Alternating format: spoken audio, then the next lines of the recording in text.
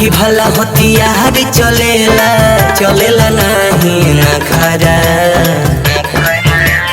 ए बबे सुनो, लाठी भला हथियार चलेला चलेला नहीं ना खरा। सतवार के होवे अखड़ा, सतवार के होवे अखड़ा, तारा ढोरी पर मांगेला बखड़ा। सतवार के होवे अखड़ा, तारा ढोरी पर मांगेला बखड़ा।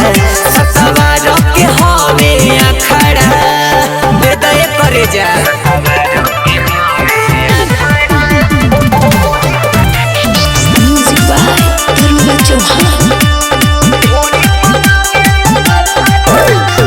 नमी हवे हमारा गाँव के मेला होला बड़ी हुरदंग रे। लइका से आन का सोभे कहेला बुढ़ाओ बने दबंग रे। ई गाँव में उहे सुना, नमी हवे हमारा गाँव के मेला होला बड़ी हुरदंग रे।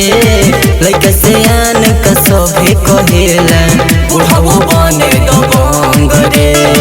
सुनाए पूछी दी हसन पूछी गोले गोले तह संतरा।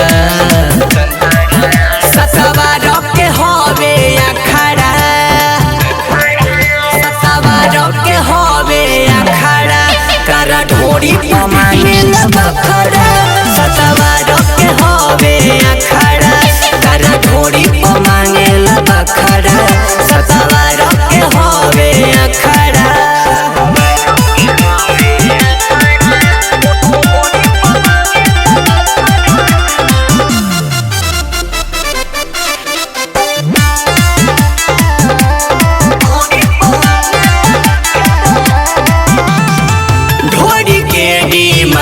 बसगरो एकरे तो बोलबाला बा।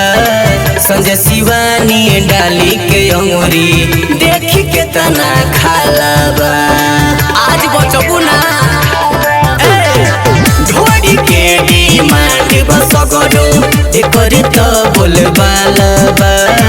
मोना चुना मुन यौदी प्रियांशु देखी के तना खाला बा। चौहान दरोगा बबलू ठाकुर तुमसे बनाई आज जतरा। सतवार के होवे अखड़ा,